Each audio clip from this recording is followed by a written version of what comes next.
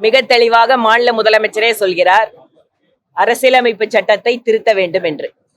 ஒரு தேர்ந்தெடுக்கப்பட்ட மக்கள் அரசாங்கம் அரசியலமைப்பை சட்டத்தை திருத்த வேண்டும் என்றால் அதற்காக தேவைப்படக்கூடிய நாடாளுமன்ற உறுப்பினர்களை வைத்து பாராளுமன்றத்தில் செய்ய வேண்டிய வேலையை அவசியமே இல்லாமல் சட்டப்பேரவையிலே அதற்கு ஒரு குழுவினை உருவாக்கி அரசாங்கத்தோட செலவுல நம்ம நாட்டினுடைய அரசியலமைப்பு சட்டத்துக்கு எதிராகவே ஒரு அறிக்கை கொண்டு வந்து கொடுத்திருக்கிறார்கள் என்றால் எந்த அளவிற்கு திராவிட மாடல் ஒட்டுமொத்த இந்திய மக்களுடைய ஒற்றுமைக்கு எதிராக இருக்கிறது என்பதற்கு மிகச்சிறந்த உதாரணம்.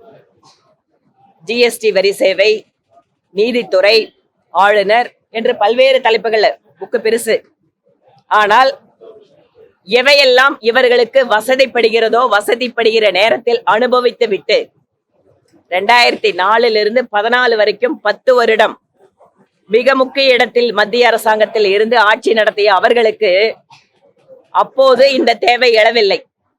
எதிர்கட்சியாக திமுக இருந்த போது ராஜ்பவன் தேவைப்பட்டது, ஆளுநர் தேவைப்பட்டார். இப்போது ஆளுங்கட்சியாக வந்ததுக்கு பின்பாக அவர் இடையூறு செய்கிறார் என்று பேசுகிறார்கள்.